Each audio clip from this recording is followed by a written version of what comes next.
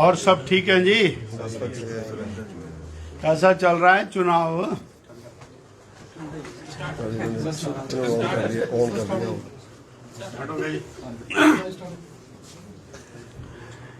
Media के सभी साथियों का अभिनंदन है, आपका आभार है, धन्यवाद है। आज की वार्ता में भारतीय जनता पार्टी के वरिष्ठ नेता, पूर्व में प्रदेश अध्यक्ष और माननीय विधायक श्री सतपाल सिंह सत्ती जी, भारतीय जनता पार्टी के प्रदेश के उपाध्यक्ष श्री संजीव कटवाल जी, अन्य पार्टी के नेतागण, साथियों, जैसे जैसे चुनाव आगे बढ़ रहा है, कांग्रेस पार्टी की हिमाचल प्रदेश की स्थिति और कांग्रेस सरकार की स्थिति सामने आ रही है। श्री हर्षवर्धन चौहान जी का बयान काबिले तारीफ है। उन्होंने सच्चाई व्यक्त की है कि कांग्रेस पार्टी एक भी चुनाव जीतने वाली नहीं है। यानी सरकार ने, कांग्रेस ने अपनी हार को स्वीकार किया है और अनुभवी नेता हैं, वो पुराने नेता हैं, खानदानी नेता हैं, तो उनको सारी स्थिति पूरे प्रदेश में नजर आ रही है। इसलिए उन्होंने और शायद ऊना में ही ये बयान दिया है। इसी प्रकार माननीय उप मुख्यमंत्री जी का बयान कि हमारी सरकार स्थिर है, यह भी इस बात का द्योतक है कि उनको मन में बहुत आशंका लगातार बनी हुई है।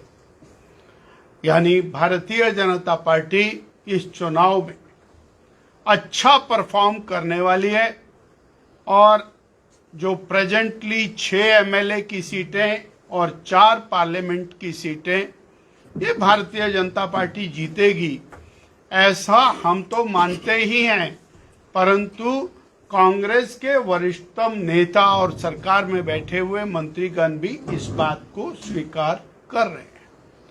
और इसी प्रकार की बात कांग्रेस पार्टी की प्रदेश अध्यक्षा श्रीमती प्रतिभा सिंह जी ने भी कही कि कांग्रेस पार्टी का स्ट्रक्चर बहुत कमजोर हो चुका है। ऐसे में चुनाव लड़के जीतना ये अत्यंत कठिन बात है। और उन्होंने यहां तक कहा कि सरकार और पार्टी का तालमेल नहीं है, इसलिए हमारे चुनाव लड़ने का कोई कारण नहीं है। उनकी माननीय प्रदेश अध्यक्षा ने भी इस बात का खुलासा किया। और ये एक के बाद जो एक स्टेटमेंट है वो कांग्रेस पार्टी की और इंटरनल स्थिति को पूरी तरह से बयान करती है। और यही वजह है कि कांग्रेस पार्टी को 6 विधायक अलविदा कह करके भारतीय जनता पार्टी के अंदर शामिल हुए और उन्होंने अनेक प्रकार से सरकार के ऊपर गंभीर आरोप लगाए। ये एक महत्वपूर्ण विषय है। अब सरकार की बौखलाहट, सरकार की, कांग्रेस पार्टी की बेचैनी, कांग्रेस पार्टी की घबराहट, उसके कारण उनके नेताओं के शब्दों में और नियंत्रण खत्म हो गया। वो बौखलाहट में आकर के कभी चुने हुए प्रतिनिधियों को काला नाग बोलते हैं, कभी चुने हुए प्रतिनिधियों को भेड़े बोलते हैं और अनन्य प्रकार से उनको प्रताड़ित करने की बात वो कहते हैं। और महिलाओं के प्रति किस प्रकार के शब्दों का उपयोग वो कर रहे हैं कि बरसाती मेंढक, वो महिला के प्रति शब्द का इस्तेमाल करना, डिंगा चिका what does it mean by, अर्थात ये बहुत एक गंभीर दौर के अंदर से गुजर रहे हैं, बहुत बड़े मानसिक दबाव के अंदर से कांग्रेस पार्टी के नेता गुजर रहे हैं। और इसकी वजह बड़ी स्पष्ट है कि देश की जनता ने श्री नरेंद्र भाई मोदी को तीसरी बार देश का प्रधानमंत्री बनाने का निश्चय कर लिया है और हिमाचल की जनता भी उस कड़ी में पूरी तरह से शामिल है और उसमें जुड़ी हुई है। इसलिए कांग्रेस को अपनी हार वो स्पष्ट रूप से दिखाई देती है। हम थोड़ा सा और केवल सैंपल चेक जरूर आपके माध्यम से करना चाहेंगे। 2004 से लेके 14 तक देश में कांग्रेस पार्टी की सरकार थी। हमारे प्रदेश के साथ किस प्रकार से कांग्रेस पार्टी की केंद्र सरकार ने अन्याय किया, इसके मैं 2 उदाहरण आपके सामने रखना चाहूं। 1 दिसंबर 2002 को तात्कालिक प्रधानमंत्री श्रद्धेय अटल बिहारी वाजपेयी जी सोलन में आते हैं। एक बड़ी विशाल जनसभा में वो औद्योगिक पैकेज की घोषणा करते हैं। उस समय माननीय मुख्यमंत्री श्री प्रेम कुमार धूमल जी, और इसको एग्जीक्यूट कराने के लिए उनसे आग्रह करते हैं और ये घोषणा होती है जम्मू कश्मीर, उत्तराखंड और हिमाचल के लिए। और इसकी नोटिफिकेशन होती है मार्च 2003 के अंदर और फरवरी 2003 के अंदर, और 2003 के अंदर नोटिफिकेशन 10 साल के लिए होती है, यानी 2013 तक के लिए होती है। 2004 में केंद्र में सरकार बदल जाती है, सोनिया जी की, मनमोहन जी की सरकार आती है और ये पैकेज 13 से रिड्यूस करके 2007 तक हो जाता है। बहुत तेज गति से इंडस्ट्रियल ग्रोथ हिमाचल प्रदेश में हो रही थी। बाकी राज्यों के दबाव में आकर के कांग्रेस पार्टी की सेंट्रल लीडरशिप ने हिमाचल प्रदेश के अधिकार के ऊपर डाका डाला। और यह हमारा स्पष्ट आरोप है, काश वो अटल जी द्वारा दिया गया पैकेज 10 साल का एज इट इज रहता, तो जो आज उद्योग हिमाचल प्रदेश में है वो इससे 10 गुना ज्यादा होते। 2007 में फिर एक बार 3 साल के लिए उस पैकेज को एक्सटेंशन मिली, जब विधानसभा के अंदर बहुत ज्यादा भारतीय जनता पार्टी ने इसके ऊपर दबाव बनाया, तब ये पैकेज। परंतु एक बार उसके अंदर ब्रेक आ गया और वो हिमाचल प्रदेश को जो नुकसान होना था वो हो गया। दूसरा, Himachal Pradesh special category state के नाते 90% और 10% इस रेशो के अंदर केंद्र और प्रदेश का शेयर हुआ करता था। कांग्रेस की तत्कालिक सरकार ने उस शेयर को, यानी जो 90-10 की रेशो थी, जो हिमाचल प्रदेश को विशिष्ट कैटेगरी के नाते मिलती थी, उसको हटा दिया। और उसके कारण अलग अलग योजनाओं में अलग अलग प्रकार से और प्रदेश को सहायता मिलनी शुरू हुई। कहीं 50-50, कहीं 40-60, कहीं 70-30, और हिमाचल प्रदेश को उसका एक बहुत बड़ा नुकसान उस समय में हुआ। 2014 के बाद हिमाचल प्रदेश को और विशिष्ट कैटेगरी का दर्जा उसको श्रद्धेय नरेंद्र भाई मोदी जी ने 2016 में बहाल किया। 90 और 10 की रेशो के अंदर वो बहुत बड़ी कंट्रीब्यूशन हिमाचल प्रदेश के लिए भारतीय जनता पार्टी नरेंद्र भाई मोदी की सरकार की रही और कांग्रेस ने जिसको छीना था उसको वापस मोदी जी ने दिलाया।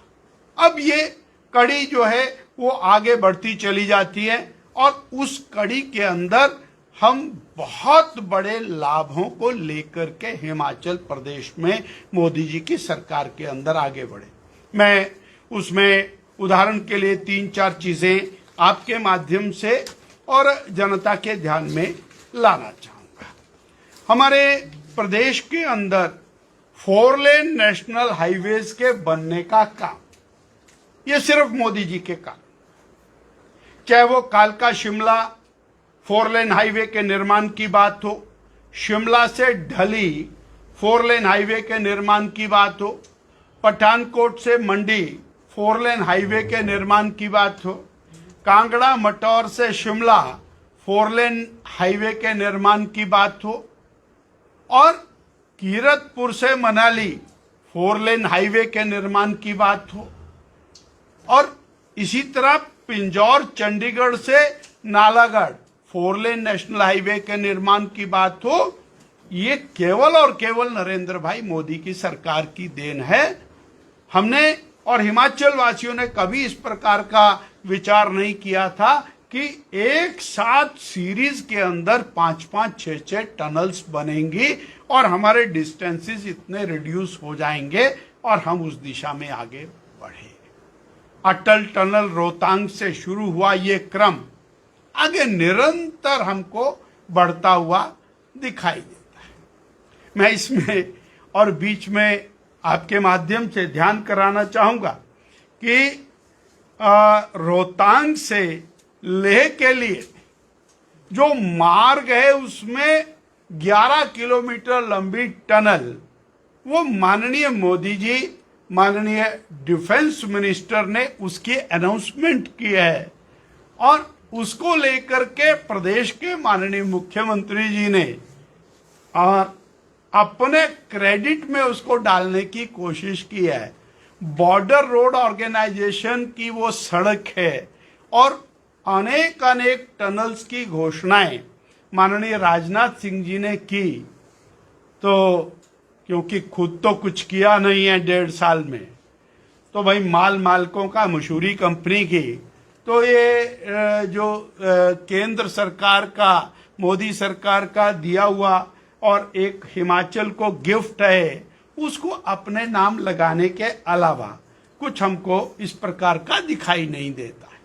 ये जो 4 लेन नेशनल हाईवेज हैं और 2 लेन नेशनल हाईवेज हैं, यानी लगभग 1 लाख करोड़ रुपया हिमाचल प्रदेश को इस सारे के अंदर मिलता हुआ दिखाई देता है। हम एक और भी चिंतन करें, कांग्रेस की लंबी चौड़ी सरकारें रही, 60 साल तक रही, परंतु लंबे समय तक भानुपल्ली बिलासपुर रेल लाइन की बात होती रही, कभी उसके लिए कोई लंबा चौड़ा पैसा नहीं मिला। आज 5,000 करोड़ रुपया उसके लिए मिला। हमारी बद्दी बरोटी वाला रेल लाइन की बात ले लो तो 1,500 करोड़ रुपया, यानी एक बहुत बड़ा। और इसी तरह से बड़े बड़े इंस्टीट्यूशंस की बात ले लें तो आज मैं माननीय मुख्यमंत्री जी के बयान के ऊपर ये ध्यान कराना चाहता हूं कि मुख्यमंत्री जी हमीरपुर के मेडिकल कॉलेज के निर्माण का श्रेय लेने का प्रयास कर रहे हैं, झूठ का श्रेय लेने का प्रयास कर रहे हैं। अपनी सरकार में 1.5 साल में आपने एक प्राइमरी स्कूल तो खोला नहीं, अब मेडिकल कॉलेज खोलने का श्रेय ले रहे हैं। हमें चैलेंज करके कह रहे हैं आपने एक भी स्कूल नहीं खोला, एक भी अस्पताल नहीं खोला, एक भी कॉलेज नहीं खोला, एक भी डिग्री कॉलेज नहीं खोला, मेडिकल कॉलेज खोलना तो और दूर की कौड़ी है। All India institute of medical sciences Modi सरकार की देन है, जगत प्रकाश नड्डा जी की देन है, श्री अनुराग ठाकुर जी की देन है। इसी तरह से हाइड्रो इंजीनियरिंग कॉलेज की बात हो या फिर सेंट्रल यूनिवर्सिटी की टोटल फंडिंग की बात हो, इंडियन इंस्टीट्यूट ऑफ मैनेजमेंट की शानदार बिल्डिंग लगभग 500 करोड़ रुपए की सिरमौर के अंदर वो तैयार खड़ी है, ये और भारतीय जनता पार्टी की देन है। इसी प्रकार से हम और भी ध्यान कराना चाहेंगे कि मोदी सरकार ने जहां हर व्यक्ति को लाभ पहुंचाया, वहीं इंडस्ट्रियल पैकेज के बाद यदि कोई बहुत बड़ी चीज मिली है तो वो बल्क ड्रग पार्क, वो मोदी सरकार की देन है। मेडिकल डिवाइस पार्क, वो मोदी सरकार की देन है। ये हम इस बात को और यहां पर कंक्लूड करना चाहेंगे कि 2004 से लेके 14 तक जो यूपीए थी, कांग्रेस की सरकार थी, उसने हिमाचल के अधिकारों के साथ छेड़छाड़ की और मोदी जी की सरकार ने हिमाचल के प्रति अपना स्नेह, प्यार, अपनत्व देते हुए एक लंबी चौड़ी फहरिस्त है हिमाचल के विकास के अंदर अपने योगदान की उन्होंने दी है। इसलिए हम आज फिर कहना चाहते हैं आपके माध्यम से कि कांग्रेस पार्टी के पास, कांग्रेस की सरकार के पास चुनाव लड़ने का कोई एजेंडा नहीं है, एक भी एजेंडा इनके पास नहीं है। इसलिए बीजेपी को गाली देना ये इनका सबसे बड़ा एजेंडा है, उसी को लेकर के चले। इन्हीं के एक मंत्री जी ने कहा, धर्म के आधार पर, जाति के आधार पर वोट मांग रही है भारतीय जनता पार्टी। मेरा ये कहना है, हमें कांग्रेस पार्टी का चुनाव घोषणा पत्र उसको खोल करके सर्वाधिक महत्वपूर्ण स्थान के ऊपर जो प्लेसमेंट्स हैं उनको निकालना चाहिए। 15 पैरे केवल अल्पसंख्यक तुष्टीकरण के उसमें मेंशन्ड है, 15 पैरे, जिसके अंदर ओबीसी आरक्षण में से 6% आरक्षण निकाल करके अल्पसंख्यक समुदाय को देने की बात की है और अल्पसंख्यक समुदाय के प्रति उनका जो प्रेम है वो पूरी तरह से झलकता हुआ वहां पर दिखाई देता है। जाति, धर्म, संप्रदाय के आधार पर चुनाव लड़ने की रणनीति वो उसमें दिखाई देती है और भारत के नागरिकों के ऊपर वेल्थ टैक्स लगाना ये उनका सबसे बड़ा एजेंडा है। अमेरिका के पैटर्न के ऊपर वेल्थ टैक्स लगाने की योजना, और ये उनके एजेंडे का हिस्सा है। हां, भारतीय जनता पार्टी सनातन को किसी भी तरह की कोई हानि नहीं होने देगी, इसके प्रति हम पूरी तरह से प्रतिबद्ध हैं और प्रतिबद्ध थे। जो सनातन को डेंगू, मच्छर, मलेरिया की तरह से मारना चाहते हैं, भारत की जनता उनको